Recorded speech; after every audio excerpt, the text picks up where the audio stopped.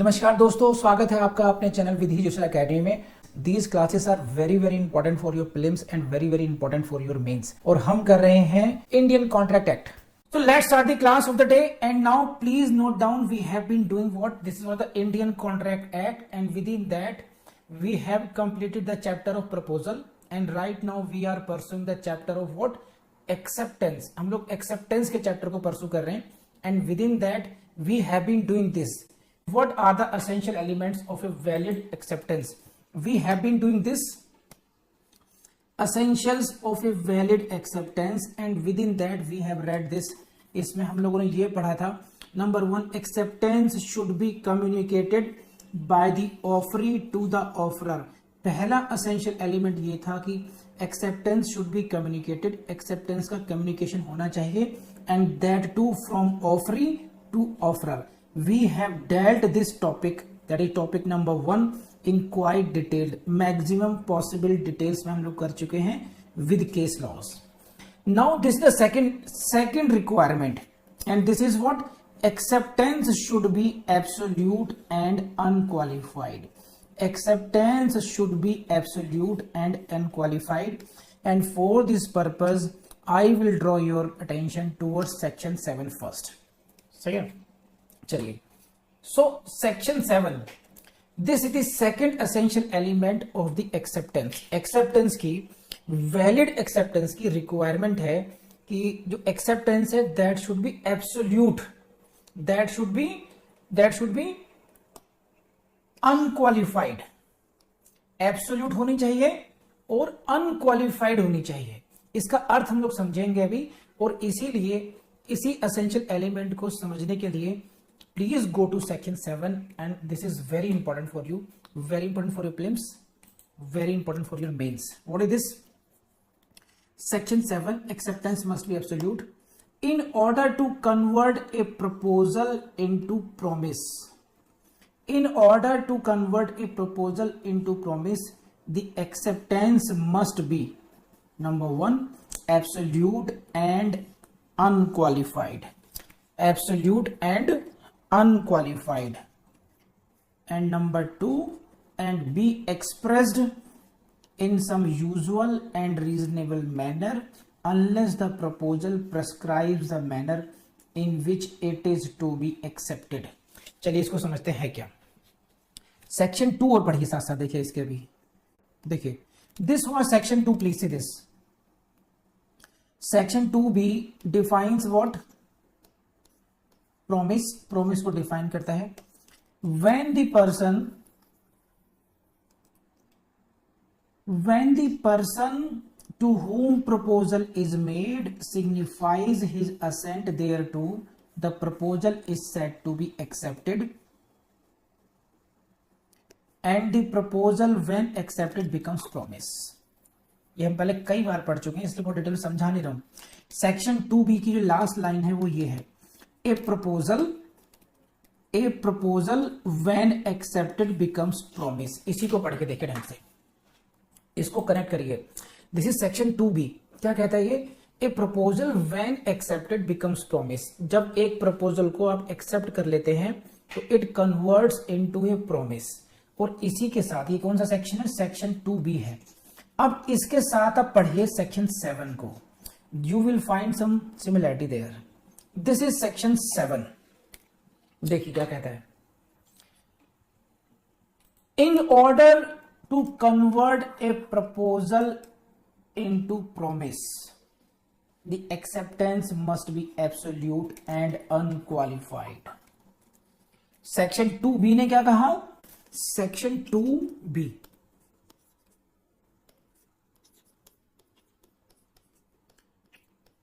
proposal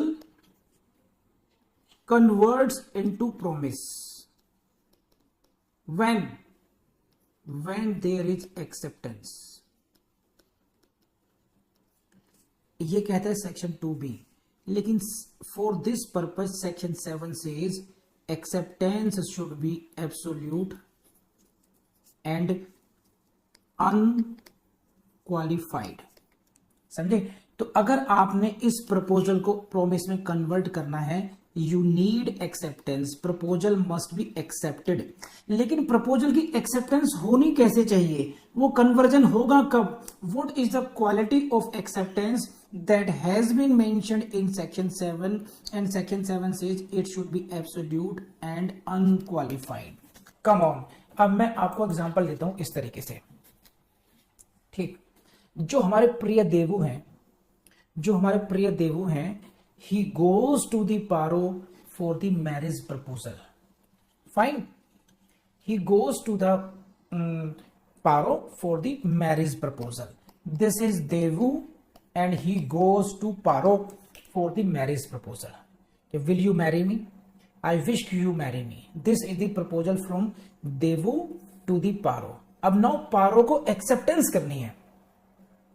Now Paro says, Devu, I do agree with you.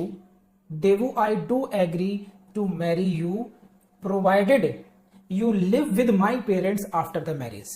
देवु, मैं तुमसे विवाह करने के लिए सहमत हूं, मैं तुमसे शादी कर सकती हूं यदि तुम हमारे घर जमाई बन के रहो। अब यहां पर ये देखो आप कि प्रपोजल किसने दिया?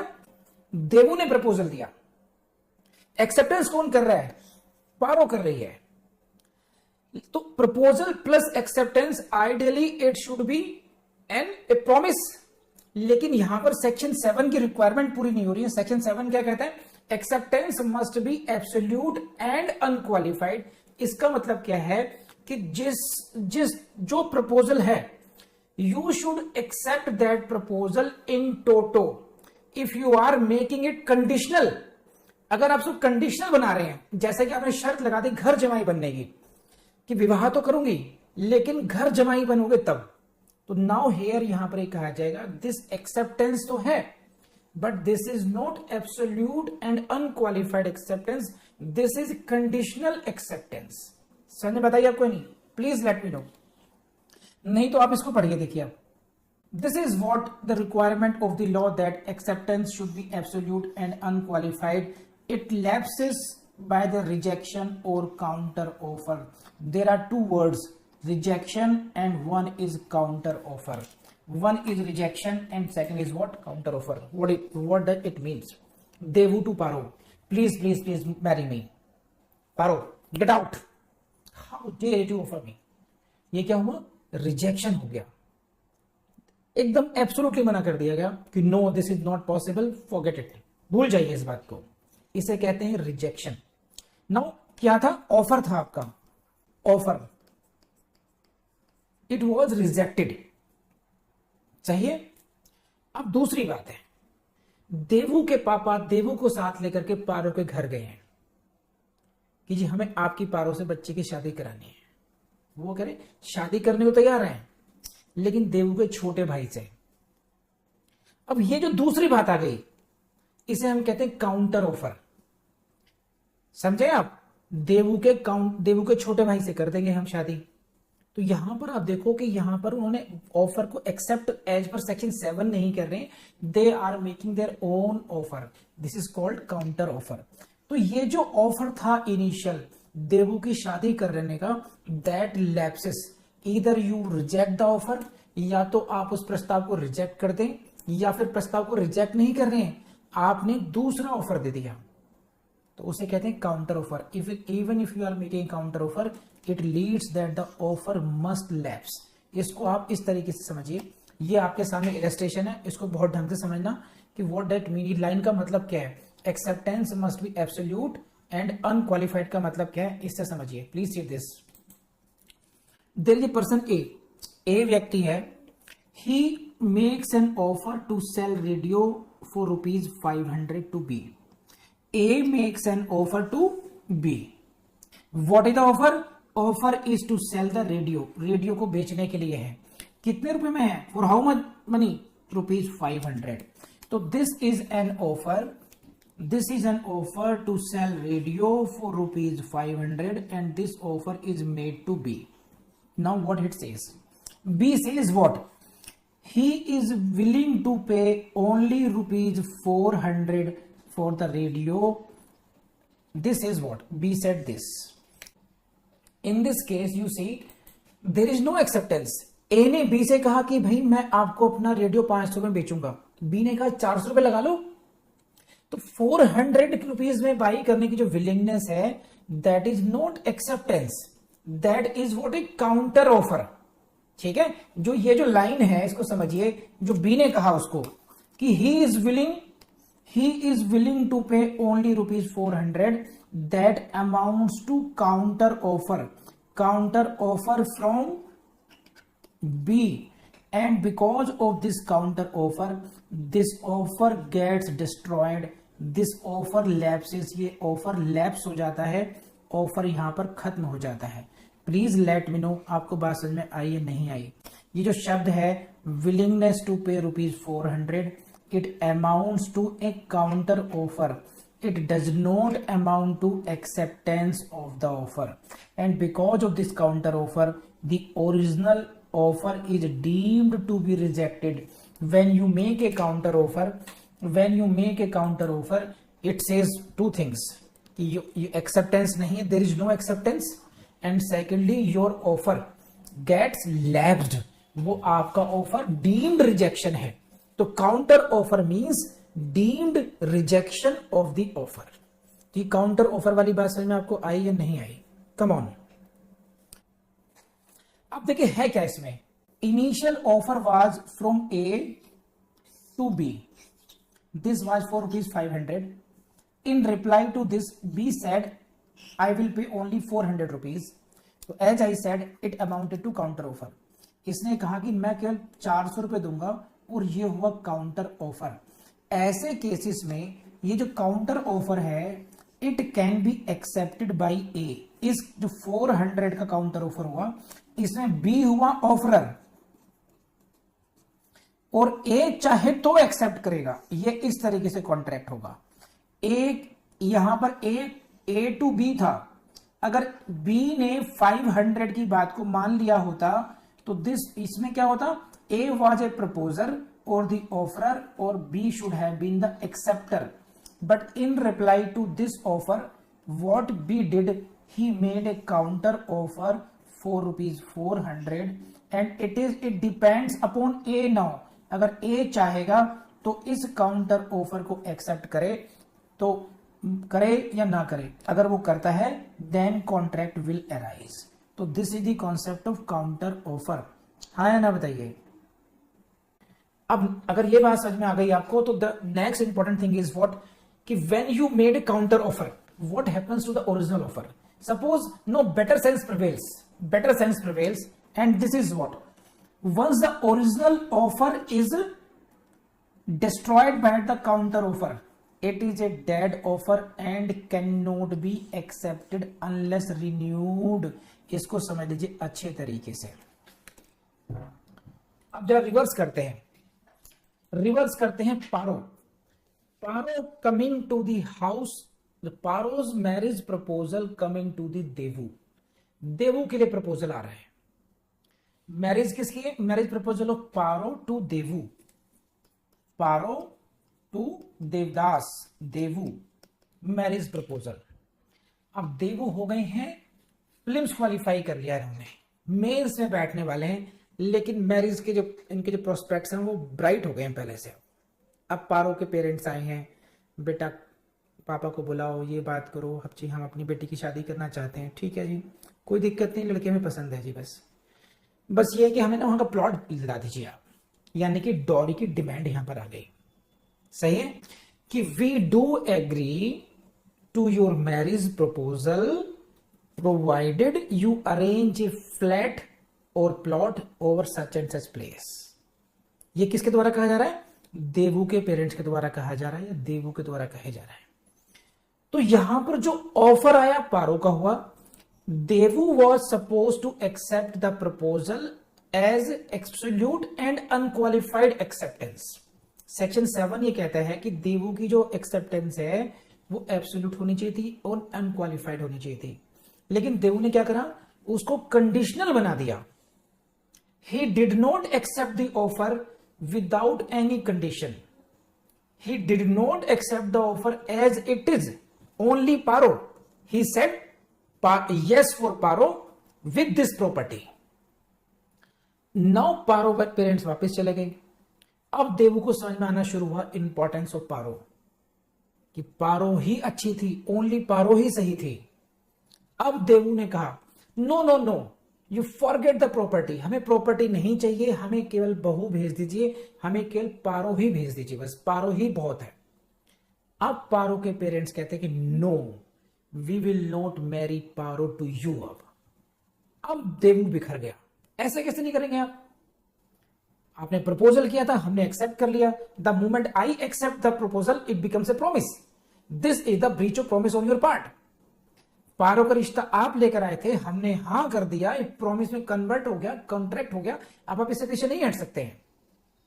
एक टेक्निकलिटी को समझे आप, मैं रिवाइज कराता हूं। There was an offer from the side of Paro, Paro offer to Devu, Devu acceptance but qualified acceptance थी, that was not absolute। again Daewoo says accept, देवू ने कहा कि नहीं मैं एक्सेप्ट करता हूं। तो ये रहा, पहले क्या किया, देखो बोर्ड देखो आप, यहां तक पूरा कॉन्सेप्ट समझ जाएंगे आप।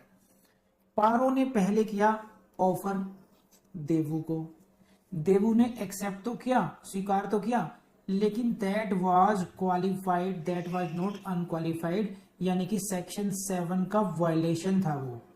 और उसके बाद पहला देवू का स्टेटमेंट ये आया, उसके बाद में देवू ने कहा नहीं नहीं नहीं, ओनली पारो इज एक्सेप्टेड, यानी कि जो पारो का प्रपोजल था वैसे के वैसे ही तैयार हो गया। तो क्वेश्चन यहां पर यह है कि क्या कॉन्ट्रैक्ट अराइज हुआ या नहीं हुआ, सिचुएशन समझ में आपको आई या नहीं आई। तो what happened in this case, that when the देवू said in the first statement कि we do agree for the proposal of marriage with property, that was not acceptance, वो स्वीकृति नहीं थी, वो क्या था, that was a counter offer. ठीक है, अब ये जो काउंटर ऑफर था इनका पहला स्टेटमेंट, इसकी वजह से क्या हुआ, पारो का जो ऑफर था that is deemed rejected, that offer lapses, वो ऑफर खत्म हो गया। तो जब देवू ने सेकंड स्टेटमेंट दिया कि नहीं नहीं मुझे केवल और मात्र पारो ही पसंद है, पारो से शादी करने को तैयार हूं, उस समय वो ऑफर एग्जिस्ट ही नहीं कर रहा था, तो वो एक्सेप्ट किसको करता, उसका जो उसका जो काउंटर ऑफर था प्रॉपर्टी वाला, उसके द्वारा पहले वाला ऑफर पारो का वो खत्म हो गया था, दैट लैप्स्ड, अब now you can not accept that proposal. समझे आप, बोलो है ना। तो दिस इज ऑल, जितनी टेक्निकलिटीज है वही है। अब इसी बात को हम लोग अलग अलग केस लॉज में समझेंगे दोबारा। दिस इज, इस लाइन को समझिए, वंस द ओरिजिनल ऑफर जो पारो का था that is destroyed bye counter offer, counter offer was from the side of Daewoo, this original offers becomes a dead offer now, and once it becomes a dead offer it cannot be accepted, इसको accept नहीं किया जा सकता अब। ठीक है, उसी प्रकार से आप ये समझ लीजिए कि जैसे ए ने ऑफर दिया था बी को 500 रुपीज रेडियो, this was the offer from the A, then B made a counter offer for 400 rupees. Okay, now because of this, as a result of this original offer was destroyed. So this was the first statement of B. Again B said second time willing to pay 500, जो पहले demand किया गया था 500 रुपए। अब because even if you are agreeing to pay the original price, there will be no contract. Why? Because this original offer is destroyed, there is no offer to accept here in this case। समझे। तो this is all the concept of concept of counter offer भी कह सकते हैं। और ये जो line है सेक्शन 7 की, ये आप दोबारा पढ़िए तो आपको अच्छी तरीके से क्लियर हो जाएगी। अभी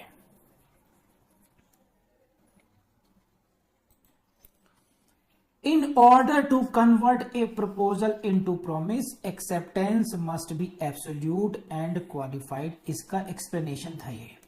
अब मैं इसको आपको दोबारा बताता हूं कैसे।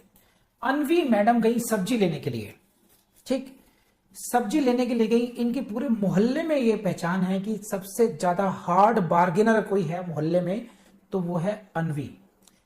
अनवी is recognised as the most hard bargainer in that mohalla. That is the recognition, well recognized personality Anvi. Now she goes to buy the vegetables. आप सब्जियां खरीदने जाते हैं।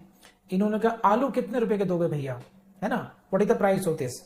तो he offered to sell ₹20 पर kg। आलू का प्राइस बताया 20 रुपए किलो। कह रहे भैया 10 रुपए ले लो। क्या नहीं दूंगा। अच्छा भैया 20 रुपए का दे दो। अब मैं वो भी नहीं दूंगा। अब अनवी जी लगेंगे कि तुमने तो कहा था 20 रुपए को बेचने के लिए, अब मैं तैयार हूं तो दो। कह रहे नहीं, जब मैंने आपको कहा था 20 रुपीज पर केजी का है, तो आपने काउंटर ऑफर दिया 10 रुपीज का। Because of your that counter offer, मेरा जो ओरिजिनल 20 रुपीज का जो ऑफर था, that lapsed, that was rejected by you thereby. And now when you are saying कि you are ready to pay 20,000 rupees per kg, now it is your offer and I am at liberty to accept your offer or not। जब पहले मैंने कहा था देवी जी की 20 रुपए kilo दूंगा, आपने कहा नहीं भैया 10 रुपए किलो लगा दो। तो 10 रुपए किलो लगा लो का मतलब ये था कि आपने मुझे काउंटर ऑफर किया है उसका, और आपके काउंटर ऑफर की वजह से मेरा ओरिजिनल 20 रुपए किलो का जो ऑफर था वो खत्म हो गया मैडम। अब आप चिल्लाती रहिए 20 रुपए में तैयार हूं, 20 रुपए में तैयार हूं। आपको 20 रुपए में आलू नहीं मिलेगा, क्योंकि ना मेरी मर्जी है कि मैं आपके 20 रुपए के ऑफर को एक्सेप्ट करूं या ना करूं। तो ये एग्जाम्पल आपकी जिंदगी से जुड़ा हुआ है, हाँ ना, ठीक है। अनवी ने कहा कि what is the meaning of renewal offer. इन्होंने ये लाइन पढ़ के बोला होगा, अनलेस रिन्यूड का मतलब है कि जो ऑफर है ओरिजिनल 20 रुपए का वो तो लैप्स हो गया। अगर वो दोबारा सब्जी वाला 20 रुपए का ऑफर करता है तो वो रिन्यू हो गया कि दोबारा वही ऑफर दोबारा आ गया आपके पास। तो I believe you got it. तो दोस्तों मुझे पूरी उम्मीद है कि आपको वीडियो बहुत पसंद आया होगा। एंड मैं आपको सजेस्ट करूंगा कि हमारे जो आपका जो अपना चैनल है विधि विशुल अकेडमी, इसकी प्लेलिस्ट को जरूर देखते रहिएगा, क्योंकि हम लोग लगातार लगभग सभी सब्जेक्ट्स को अपडेट कर रहे हैं, नए नए वीडियोस अपलोड कर रहे हैं वहां पर ये। और मेरा पूरा मिशन मेरा यही है कि किसी भी स्टूडेंट को अब इस लेवल के एग्जाम के लिए, वेदर जुडिशरी का हो, एपीओ का हो, या कोई सा भी लॉ बेस्ड एग्जाम हो, उसके लिए किसी को भी कहीं पर भी एक भी पैसा कोचिंग में खर्च नहीं करना पड़े। With this promise and with this wish, thank you very much.